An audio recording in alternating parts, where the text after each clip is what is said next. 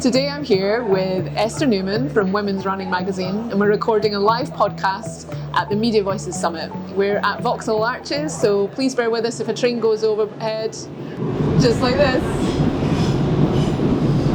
It's a shame actually, because that intro was just That was right. really good, and it came at the right time. This is Making Money from Magazines. Making Money from Magazines is made and sponsored by Crowdfinder Video, who make cost-effective video and podcasts for magazines. So hi Esther, how you doing? I'm fine, how are you? I'm good. So tell us about how the Women's Running podcast began then, and what was the format when you first started? I love that question, thank you. So we started the podcast in lockdown in 2020. So the magazine had been running for a good number of years. We, as a publisher, we'd owned it since 2018 or something like that. So we'd owned it for a bit. I'd been editing this magazine. I realised there were lots of running podcasts in the market, but none that fitted anything that I wanted to listen to. I wanted a longer podcast, and I didn't want to listen to lots of blokes talking about bloke issues. So I decided that I was going to start a podcast that was on an interview basis. So I had I think my first ever podcast interviewee was a woman called Anna McNuff, who does lots and lots of ultra running, but who's very, very friendly. So I did one podcast, I think, every 2 weeks at the time. Yeah. It was all interview based, mostly using Zoom or a dictaphone. I mean, of all the things. So sound quality wasn't really a priority at the time. And it was launched sort of primarily to support the magazine, to try and sell some subscriptions audibly. And then by Christmas of that year, because it launched in May, by Christmas of that year, it began to take off and have a life of its own. When you say take off, what do you see that as a kind of figure? Because for us, I work with very small publishers, and maybe they don't have the resources of a larger publisher for promotion, or they don't have the huge number of subscriptions maybe that a larger publisher has. So what do you see as taking off? What kind of figure is that for you? Well, looking back in hindsight, I think it was going from the hundreds to the thousands in terms of downloads per month. Not lots and lots of thousands, but it was when it got to 2,000, 3,000, 4,000 a month, and particularly when there was just 2 episodes a month, I thought, oh, hang on a minute, this has got legs. Yep. And we've got a platform from which I could turn around to our bosses and say, we do need to invest slightly in it. Yep. So that was kind of where we were by Christmas. And then around that time, my colleague Holly expressed an interest in running her first ever half marathon, and I was running out of interviewees that were at all interesting. And I'd had a couple, nameless, who had been so incredibly boring that I was just seeking some other format. I wasn't sure that the interview format was the best thing for us. And, you know, it's really difficult to get chemistry if you're not good at doing the interviews, which I'm not particularly. And like when I started it, the only podcast I listened to was Buxton, right? So I was like, I'm going to be Adam Buxton. Turns out I am not Adam Buxton. He's a very skilled interviewer. He's also a very unique man, I think. Incredibly. But every time I listen to Buckles, it's such a conversation. It's so good. I don't know how he does it. So is this when you decided to change the format? Yeah, because I was like, I can't do this. I can't do it. No one's coming to me and asking and giving me loads of sponsorship just because I'm interviewing Chrissy Wellington or whatever. Yeah. And so because I also at that point also wanted to go weekly because I could see that there was scope for doing that. So Holly came on, and to begin with, I was sort of vaguely training her to run a half marathon. Okay. Although I'm not in any way qualified, just older, which Giving her some accountability, I would imagine. I think maybe that was maybe it. I'm being deeply patronising, I'm sure. I don't want to listen to the early episodes. So she came on. Now Hol really does have a voice for radio. She's got an absolutely gorgeous voice, so she's lovely to listen to. And people immediately resonated with her and then with us as a relationship, because we were friends by that stage, and we're both very different generations. So which I hate to say. So I'm 51, she's late 20s. She could easily be my daughter. It's a horrible thing to say. I'm going to say younger sister. But coming from those two dynamics with different kind of running backgrounds as well meant that it just widened the relatability circle kind of thing. And because we hit it off, because we found it easy to have conversations, and because we both chat a lot, that also made it really, really easy to then change the format completely. Do you think that's a unique format of a women's running podcast, or do you think that that's just the relationship between the two of you? Or, you know, I mean, to me, women are natural chatters, but then, you know, we talk about Adam Buxton, right? He's absolute genius when it comes to podcasting. So do you feel like do you think you could have a men's running podcast and have the same kind of dynamism?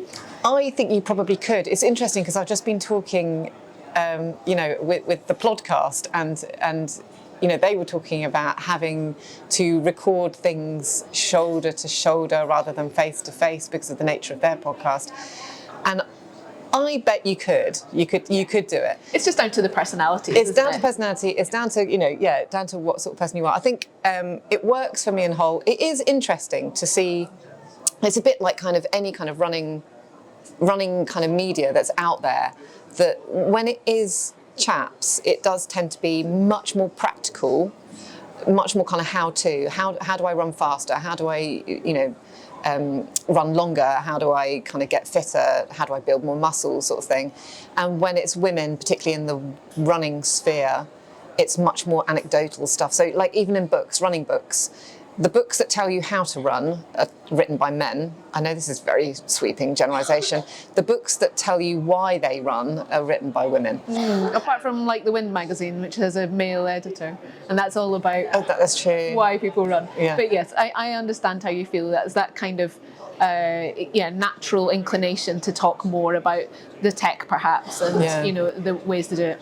So do you spend a lot of time talking about running on the Women's Running podcast then? I also like that question. No, we don't. Well, we have done recently. So it goes up and down depending on what we're doing. So it does depend on what we're training for. So Hol and I, we both trained for the London Marathon this year. So that was in April. And for 5 months previous to that, almost every single episode we were talking about our training, because marathons consume your life in ways that any other distance sort of doesn't, apart from ultra perhaps, but any other shorter distance doesn't really take over your life in such a way. And so it meant that we did up our kind of running percentage content on each episode. It hasn't always been that way. We've done lots of podcasts, we've done lots of episodes where we've not talked about running at all, and we've actually prefaced the bit where we do talk about running of saying, sorry, I'm going to talk about running now, even though it's the Women's Running podcast. Do you get complaints if you talk about running too much? Yes, we get just like with any podcast, we get complaints about everything in a kind of quite a nice, supportive, and sometimes it's more of a nudge than an actual complaint. But yeah, talking about running too much, definitely the marathon stuff, that can be ostracizing, because if you've accessed, particularly because of the way that we launched, if you've accessed the Women's Running podcast because you're a kind of normal everyday runner and you're not going for big races and a marathon seems out of reach, then us just talking about the marathon the whole time might have seemed a bit off-putting. But in the context of the training for it, we talked about everything surrounding that. So we're talking about what we're eating, like the strength training that we're doing, how we're relaxing, how we're drinking. Actually, that was a big contentious subject, actually, talking about giving up drinking. That was bigger than anything else. Wow, so, interesting. Yeah. But yeah, there are some, prior to training for that marathon, I think we've had podcast. Well, we had an entire limited series that was dedicated to Great British Bake Off, because we were talking about reality TV sort of too much. So we thought, well, you know what we'll do? We'll Did you mention running as part of the Bake Off series? Not at all. It was just Bake Off. Brilliant. Yeah. So this has become the Esther and Holly show then? Yes. Yeah. That's exactly what we were hoping for, yeah. Making Money from Magazines is made and sponsored by Crowdfinder Video, who make cost-effective video and podcasts for magazines. The graphics for the show were made by White Light Media. When did you realise that you needed to create spaces for your listeners? Really early on. Well, Yeah, really early on. I think it was, so there's this thing called the National Running Show, which happens in January in Birmingham in the NEC. And that, again, that's only been going since about 2018 as well. And so we would go along to flog magazines. But if you're a runner, it's a bit like Glasgow, because you sort of go there because you want to see Mo Farah, you want to see Denise Stevenson, or all this sort of stuff. But we went there to flog magazines, and I think the second year we went was the first year after we'd done the podcast, and that was the moment at which we were... Are you the new Mo Farah? Yes, we are. No, we're not. They ran past our stands to go and see Mo Farah. But it was that first year, I remember turning up with, I think I had one marketing executive with me, and we had a stand, and it was just me. And Hol, I think, was going to turn up at lunchtime, which was absolutely perfectly acceptable. We didn't want to pay for hotel rooms. I mean, we'd put no budget into it. Yeah. We had a really poorly fitting backdrop to our stand, all of this. And I was standing there, and from 9 o'clock in the morning, I was mobbed. Amazing. And it was lovely, but completely unexpected. And I think that might well have been the year where we didn't have a minute to ourselves. And that's all off the back of the podcast? It was all the podcast. No one was talking to us back. We flogged the magazine. It was fine. And at this point, how many listens were you getting, or how many downloads, or what is your measurement there? At that point, we were probably around 14 to 20,000 downloads a month. And we're now on... Well, this morning we're on 56,000. That's amazing. But back then, we just didn't know how that translated into real life. We didn't know who was coming because of the podcast. We had no idea. Were they on the podcast to listen to stuff about Bake Off? Yeah. So they'd be at the baking exhibition. Were they there to hear about what was running? Exactly. So what did you do to create spaces for those people? Sorry, I should have said that already. Oh, sorry. Well, I think, on the back of that, we came back from that. It took us a long time to recover. It was the most exhausting weekend. I remember, so I have a Garmin watch, and it tells me when my stress spikes, and my stress spiked when I was training for the New York Marathon at the same level as the National Running Show. Just going to say that. So it's really, it's a lot of work. It's really kind of heavy.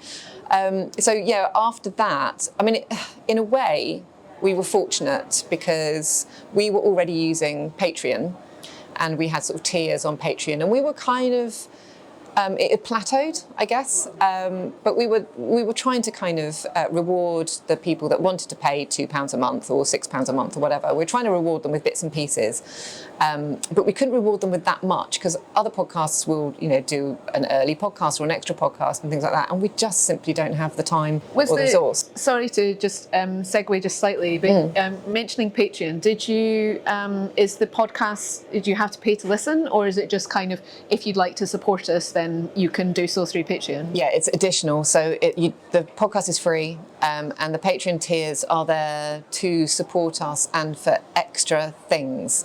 So I think we started off by saying we did some live podcasts. That was a big thing, actually, and I think that might have been the tipping point. So the live podcasts they weren't actually live, but they kind of were. So they were on Zoom. That's all they were. Okay. And that's me and Hol in our bedrooms, but opening it up so people could come and join us. Nice. In their little windows. And we would do that once a month, and we'd invite people on. And that was a really big thing in terms of getting, it was like 200% more patrons. Wow. Because of that, even though actually maybe we get 50 people coming along, but that was seen as being a significant benefit. Yeah. And then, so we did that, and that was great. And then Patreon came up with a link through to Discord. And so then they basically did our job for us, and it was such a relief. It's like, here is a massive benefit, a sort of a gatekeeped, love it, area for all of the patrons who pay for their tiers to have their safe forum chats without us being involved necessarily, but we can do if we want to. And it was just there, and we're able to now say to patrons, here is your number one benefit. It's your safe space where you can talk with each other, make friends, start running clubs, organise races, chat amongst yourselves, celebrate all of your wins, and it's enabling that community, isn't it? It's been brilliant. And do you meet in person as well? We do, and that's we've got the running show, obviously, but we've worked with a company called Sports Tours that arranges marathons and races abroad. Okay. And we worked with them about 3 years ago now to arrange a half marathon, a Paris. Well, they didn't arrange the marathon, but they arranged the transport and everything to a half marathon in Paris, and we opened that up to podcast listeners, and 50 women came and joined us in Paris to run a half marathon. Excellent. Which was amazing, and it did feel like that, again, felt like another tipping point. That was hugely, I don't know, it was overwhelming. It was overwhelming because of these 50 women, a big proportion of them had travelled alone to Paris, but they made such firm friends there that the WhatsApp group that exists because of it is still going strong now. Did you start that WhatsApp group? No, it was them. In particular, there were a couple of women who were teachers, I think, who were really organised. And one of them said, should we set up a WhatsApp group so that we know where we are in Paris? And it was like, brilliant, do that. And all these women support each other hugely through their races, their ups and downs, and it's still, look, 3 years later, it's still going strong. Women still come on there and say, I ran a park run at the weekend, or I'm going to do a half marathon in Cardiff, or, and we know for a fact that these women have decided to get together and go and do half marathons in lovely European cities like Lisbon without us managing it at all. I'm interested in how you participate in that WhatsApp group that was set up at your event but not by you. Do you feel uncomfortable, for example, sharing new episodes of the podcast or sharing other events that you've got going on there, or do you feel like it's like their space? How do you feel about that? I do feel it's their space. So actually we don't comment in that WhatsApp group at all. But we're still receiving all the WhatsApps. So as a little focus group that we just peer into occasionally, it's enormously useful. But normally, I think we might have commented a couple of things, but mostly we'll use Discord, we'll use Patreon to talk to them directly. Yeah. And they're all members of that because they are definitely our most engaged bits of the audience. That makes sense. Do they ever say things in the WhatsApp group like, oh, did you hear the latest podcast? Wasn't it great? Yes, they do, and it's very weird. That's really lovely, isn't it? How nice. If you're enjoying the show, don't forget to rate and subscribe here on YouTube. How do you monetize your podcast?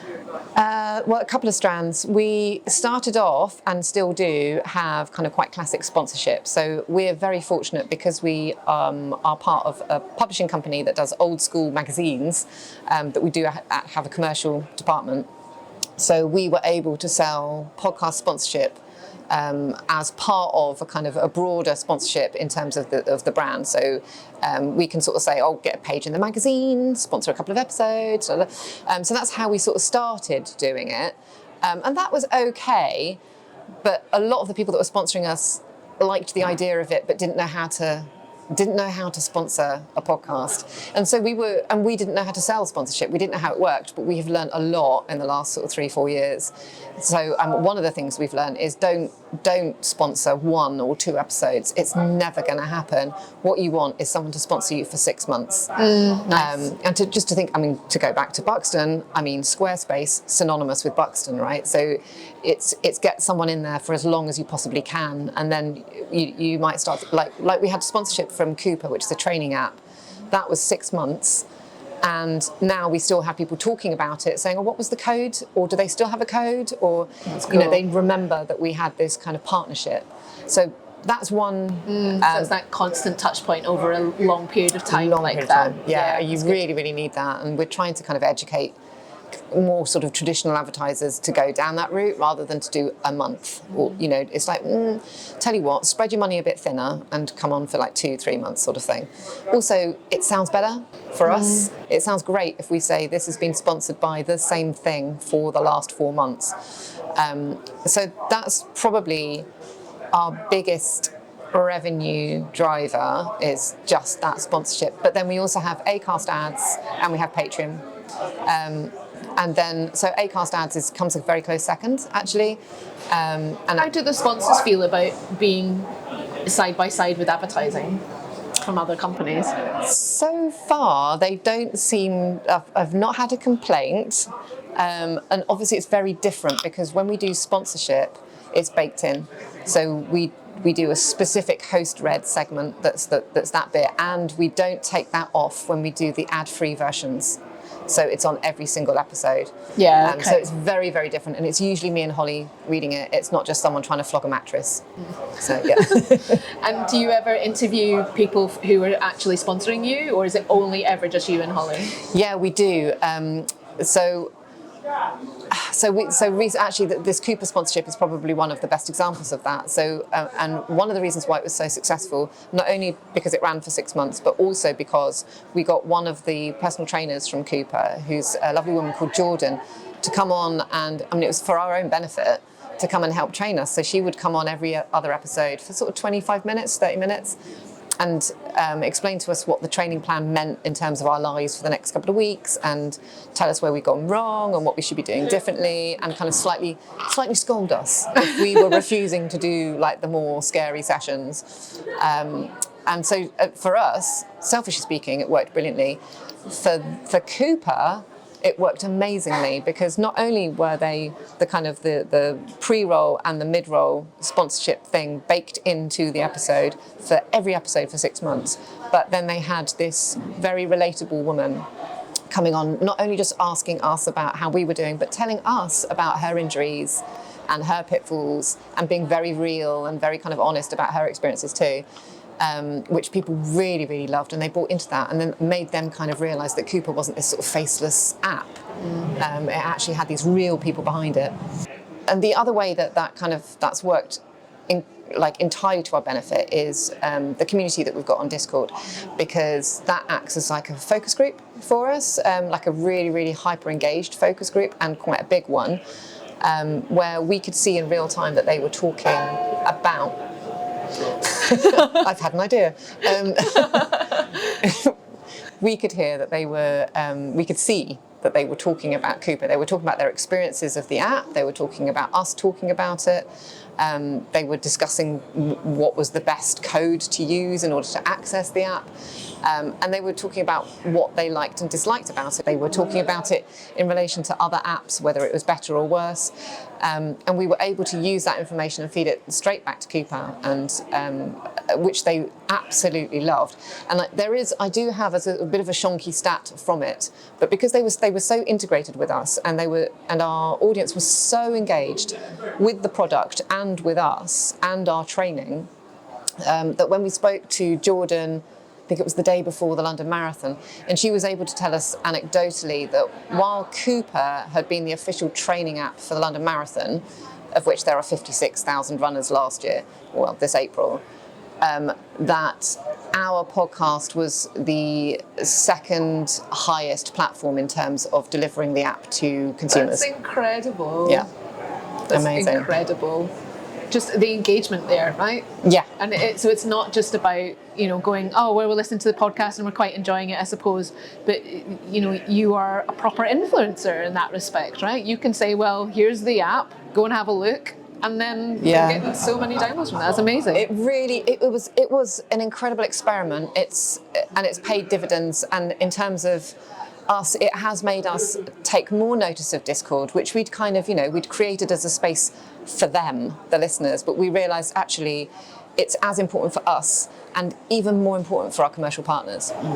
What would you recommend to somebody launching a podcast now? Because a lot of people want to start podcasts, but maybe they're worried about the money, or they're worried about the money, especially for video podcasting, because I think things like Audacity make it easier for people to do podcasting, but video podcasting feels like a leap, right?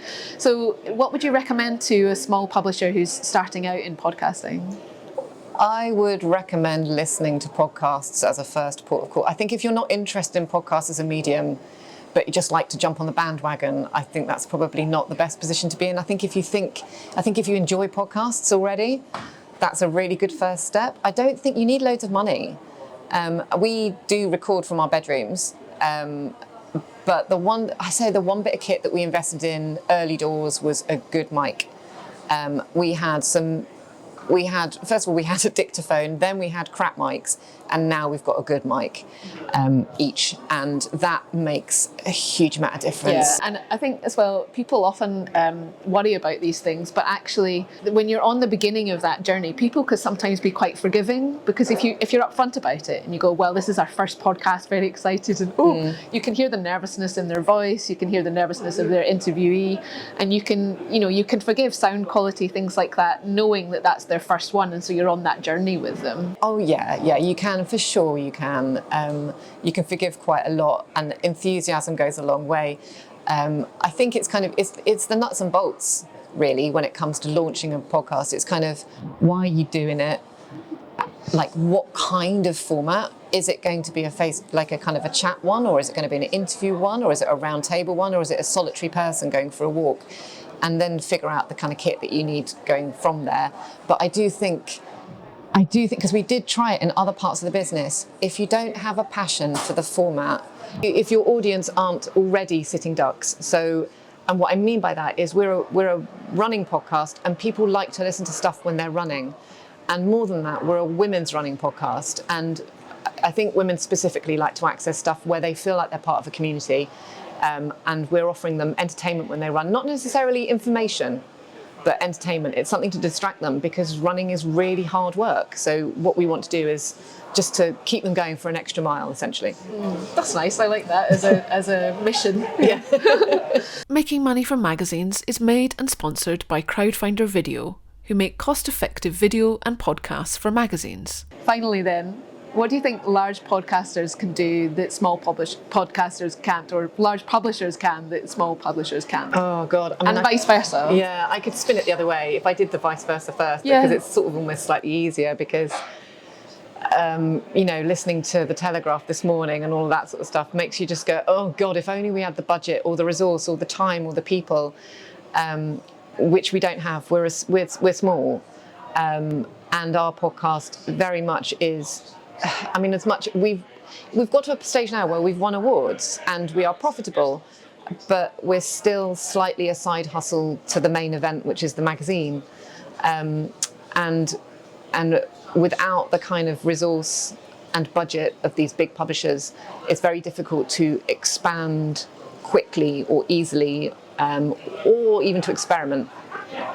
However, I guess the plus of being a small podcast is, or at least from a small publisher perspective, is that we have the ears of the leadership team and the CEO, and they're receptive. So there's not like masses of barriers between us and them. I can just say, what about doing this? What about doing that? And we might get a no because of budget, but we might also get a yes. So I guess it's the ease of access to the CEO.